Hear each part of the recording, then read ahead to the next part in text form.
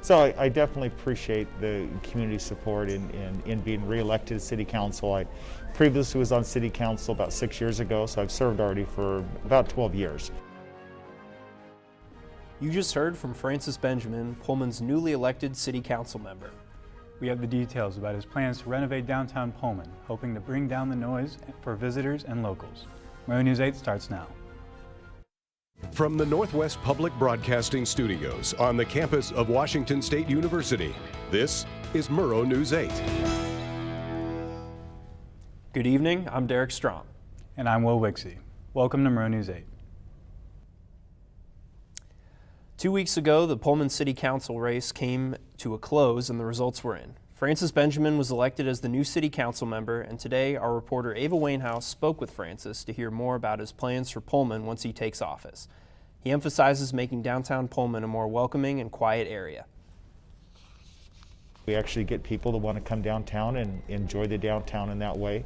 Part of that is also going to be working on a bypass, because right now we have a state highway that runs through the downtown, and that increases the truck traffic, the noise, and we need to quiet it down and calm that down in order to make that work. In addition to being on the council, Francis also co-leads Pullman 2040, which is a community effort to help improve the city in the next 20 years. Francis will officially take office January 1st. The Pullman City Council met Tuesday night to discuss various plans for the city. Council members talked on the City Hall roof damage and future plans for the Pullman-Moscow Regional Airport.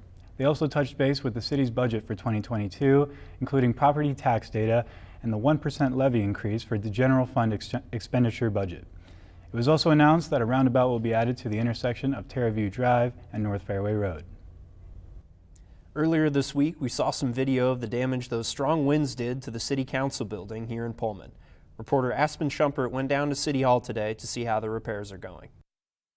Thanks, guys. I'm here outside the City Hall building where earlier this week they experienced severe weather damage. Now on Monday, Pullman saw some high wind gusts getting around 25 miles per hour, resulting in power outages, trees falling down, and unfortunately a few buildings were damaged, including this one. On Monday, workers inside heard loud noises and came out to find part of their roof on the opposite side of the building. The damages are about 16 to 25 feet, and workers were actually out here today. You can see a section of the building is taped off with their equipment. Now there is no estimated time when repairs will be done. That's all I've got for you guys today at the City Hall. Back to you at the desk. The Pullman-Moscow Regional Airport presented plans to the Pullman City Council to renovate the current airport terminal. The plan was presented by Architecture Representative Tim Dacey from the Mead and Hunt. According to Dacey, the renovation will open the east and west wing of the airport, creating space for a second security screening area. The project will approximately cost $59 million. And just in time for Thanksgiving, sweet potatoes can be grown in the Pacific Northwest thanks to research done by WSU scientists. Carol Miles, director of WSU's Northwestern Washington Research and Extension Center, said this is something they have never tried before but are finding its productivity as they grow bigger and faster due to longer daylight in the Pacific Northwest. And speaking of Thanksgiving, break's right around the corner. We'll tell you which corners of the road you need to take a little slower on your drive home this weekend. And I know I'm hoping that snow stays away a little while longer, but that might not be the case. Madeline Donaldson has all the weather details coming up on Murrow News 8.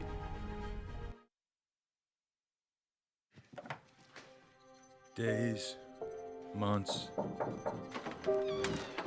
Hey, I'm Jim from across the street. years, I'd like to give you this. a lifetime can rush by without realizing what we're missing.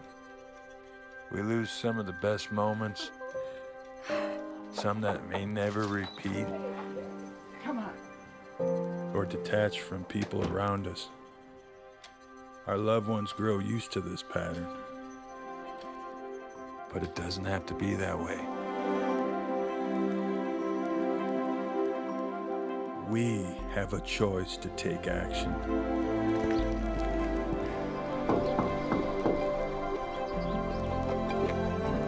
It's never too late to live a full life again. Hear how many of us Vietnam veterans have managed our mental health and reconnected with our families. Visit maketheconnection.net to find out more. Washington State Patrol is conducting emphasis patrol on collision-causing violations on State Route 26 both today and tomorrow. WSU posted on its Instagram this reminder for students traveling across the state for Thanksgiving break this weekend. The patrols will be in Whitman, Adams, and Grant County, so if you're planning on going home for the west side, make sure that you're extra careful with how fast you're driving. I'm planning on driving home to the west side this weekend myself. Madeline, how's the pass going to look for me this weekend? Well, Derek, as of now, it is looking pretty clear according to the Washington State Department of Transportation, but it looks like it will be snowing and raining a little bit over Friday and Saturday. So hopefully if anyone's driving home over the weekend, be safe and maybe get those snow tires out. And then as for today, you might have seen some snow flurries out there with our high of 40 and then low of 31, and we had winds reaching 15 miles per hour, which isn't half as bad as it was on Monday night. That was very crazy weather. And then as for tomorrow, we're looking at a high of 39 and low of 32, and it also is going to snow a little bit mixed with rain, kind of what we saw today. And then winds are also reaching 15 miles per hour. And then if we look at the state map, we see Seattle over here, and it's a mix of rain and it's looking a little cloudy. And actually we have a picture of Kent, as you see on your screen, and it's just overcast along with Olympia. And then if we look over at Central Washington, we see that it is partly raining. So it's raining, and then we see Spokane and Pullman are mix of snow, and Spokane is also having a winter warning advisory, so watch out for that. And we also have a picture of Ellensburg sent from our viewers on your screen. You can see also some overcast. And then I'm just gonna step off so you can see the 5-day forecast for this week. So yes, we're looking at that mix of snow and rain tomorrow, and then partly cloudy for the rest of the week. So if you're going to the game tomorrow, just make sure you wear a jacket and a hood. So just, that's all I got for weather. Yeah, Madeline, I'm telling you, I've seen a bit of snow over the past few days, and it's kind of coming on and off. I wish it would just all dump at once. You know? I know. I'm like, and hopefully the pass, I'm hoping it doesn't freeze over because we're all driving home. So I'm a little worried about that. And are you going to the game? Yeah, I'm planning on going to the game, so I'll be going back Saturday. So hopefully the conditions are all right for when I make it back home. I know, hopefully. I know. Well. All right, well next, hear from WSU's head volleyball coach Jen Greeny for the first time this season on Murrow News 8. Our Cougar athletes are really counting on the Cougs in the stands to bring the energy this week. We'll explain why next in sports.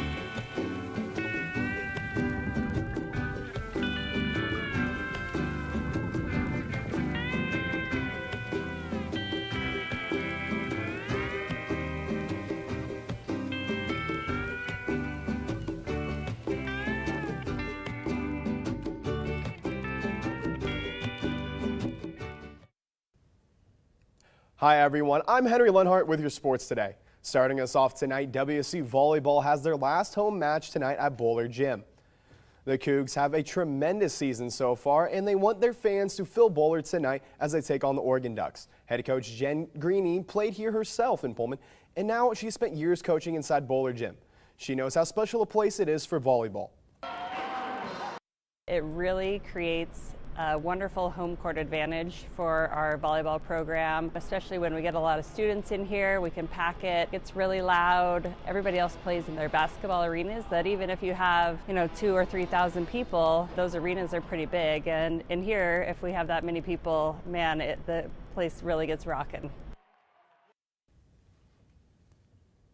The Cougs have had a record of 17-9, while the Ducks have had an overall record of 20-5. WSU will take on Oregon at 6 p.m. tonight. Go cheer your Cougs on one last time this season. Well, the Battle of the Palouse continues tonight as WSU men's basketball takes on the Idaho Vandals tonight in Moscow. The WSU's last game against UC Santa Barbara turned into a block party. F.A. Agubidi led the way for the Cougs with 6 blocks and 18 points as WSU improved to 3-0. Agubidi racked up 12 blocks in 3 games this season and ranking him 4th in the country for blocks. Tonight's game starts at 6. The former WSU cycling captain Chris Dugan recently signed with a cycling team in Spain, which is the next step in pursuing his dream of reaching the Tour de France. Dugan had this to say about the next step in his career. With my power numbers, as well as since I'm a climber, and also with my record of achievements in the United States for cycling, if I can replicate that in Spain, then I will be able to get up to the World Tour teams. Dugan's races in Spain will be televised, so if you have the Spanish channels as part of your TV package, you could cheer him on from home. Well, WSU women's soccer team is in Ann Arbor, Michigan for round 2 of the College Cup. Excuse me, taking on 3-seeded Tennessee tomorrow. WSU is coming off a dominant 3-0 win over the Montana Grizzlies in the first round. Coach Todd Schulenberger had this to say about the matchup against the SEC champs. But I will say this, how good they are, it's nothing we haven't seen in the Pac-12. And I always say when we advance, it's not so much what we do in-house, it's the culture we have in this conference and the teams we play against day in and day out. So the Pac-12 sets you up for these moments. And again, we're excited to have a good game here. Pulver sets for the game is set for 11 and the winner advances to the Sweet 16. WSU will have their last home game of the season tomorrow against the 1-9 Arizona Wildcats. The 5-5 Cougs are looking to become bowl eligible for the first time since 2019. It is also senior night for the Cougs, and 12 seniors, including Max Borghi and Jahad Woods, will be honored during the game. The game kicks off at 6 p.m.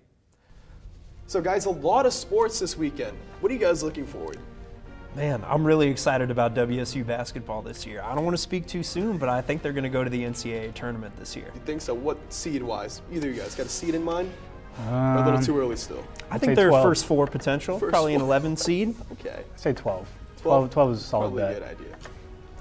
Yeah. Now, Disney has so many characters these days, it's hard to keep track of them all. But you can never forget the OGs, especially when it's their birthday. We'll tell you who to celebrate after the break.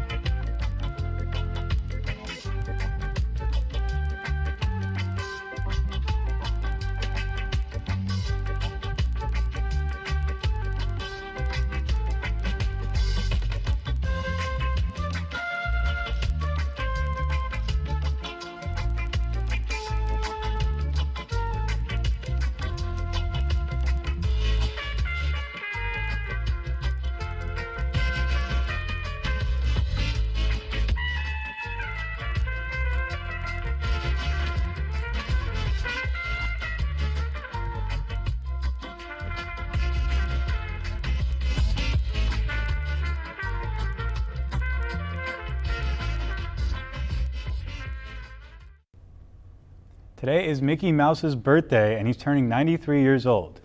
Now that is an old mouse. Walt Disney created the character all the way back in November 18th, 1928. Well, Derek, this mouse has hundreds of shows and movies about him. You'd think at 93 years, he's about due to retire. Yeah, I think so too. I mean, he's pretty old for a mouse, I would say. Oh yeah, for sure, for sure. Well, thanks for tuning in to Murrow News 8 tonight. Have a good night.